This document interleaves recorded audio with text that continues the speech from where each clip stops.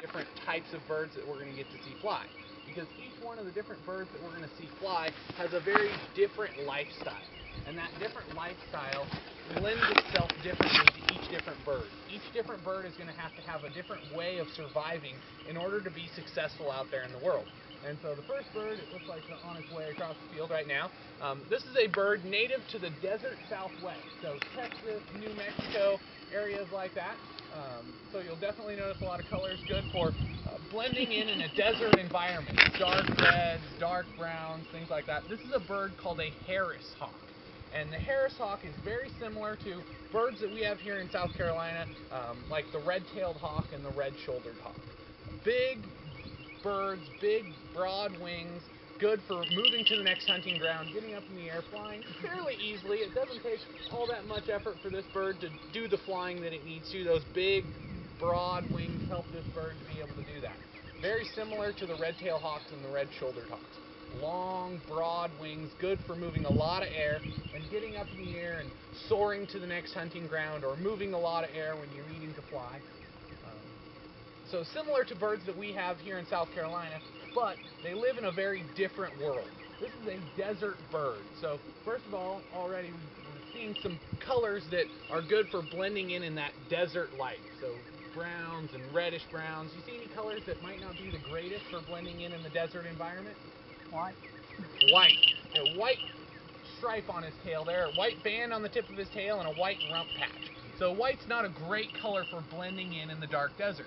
This bird has that white stripe because of its different lifestyle that it encounters in the desert environments. There's not a whole lot of food out there in the desert for this bird to survive on. Yeah, there's mice and there's lizards and there's snakes and things like that this bird can catch. But Harris hawks have taken to the life of catching an animal that's very difficult to catch. These birds are really good at catching a large rabbit called a desert hare. So a desert hare is a rabbit that can get to 5 to 6 pounds, and that bird sitting on the perch out there weighs 1.5 pounds. So does it sound like a 1.5 pound bird can tackle a 6-pound rabbit all by itself and chase after it and catch it and have it for dinner? Not alone, exactly. And that's what makes this bird so different. Harris hawks are cooperative hunters, and that white stripe on the bird's tail actually helps it to communicate with the other birds in its team.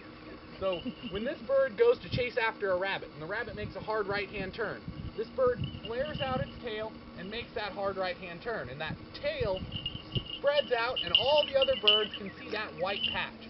And all the other birds can say, oh, the rabbit must have ran that way, and they go and chase after it. These birds work like a pack of wolves in the sky. One of them will take up the chase and start chasing after the rabbit until that bird gets tired, and then that bird will stop, and another bird will take up the chase, start chasing that rabbit. A tired rabbit is a lot easier to catch than one that you just started chasing. So make that rabbit tired, then you chase it into the bushes, and rabbits like to hide in bushes. So get it hiding in some bushes, then you send one or two of these male Harris hawks into the bushes on one side of the bushes. They start flapping their wings against the bushes, and they run underneath the bushes, and that rabbit goes running out the other side of the bushes, right to a group of big female Harris hawks sitting there waiting for that rabbit.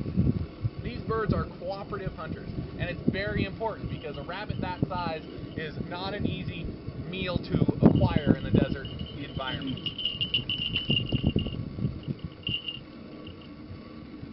Any questions about the Harris hawk? Male and female. Same. So, are there any color differences between the male and the female? In some birds, like cardinals, a male bird is red and females are brown. It's really easy to tell whether they're a boy or a girl. Harris hawks, they all have that same color. Reddish brown on their wings, brown color, and the white stripes on their tail. So not by color, but you can actually tell by size. The females are larger than the males. So he's a male, like fairly small male. The female, we have a female that weighs right about 2 pounds. This bird weighs about 1.5 pounds. Where'd you get him? This bird was bought. So Harris hawks are really popular in the sport of falconry. Falconry is the sport of hunting with a trained bird of prey. It doesn't mean it has to be a falcon. This bird was bred to be utilized in the sport of falconry, and we purchased him to do this flying demonstrations and be an educational tool. on his tail there, you can see the antenna poking off there, and yes, it's a radio antenna.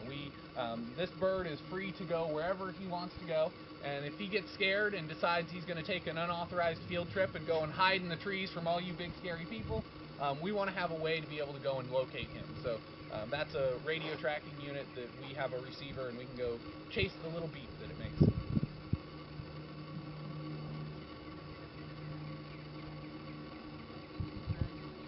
What's his name? We don't name the birds because we don't want you guys to think that this is our pet bird. This is definitely not a pet bird. This bird was bred in captivity and has spent essentially its whole life being around people. Doesn't mean it's a pet bird. Still very much a wild bird. So we want you to remember that this is a bird called a Harris hawk. Not that its name's Bob. Because his name's not Bob.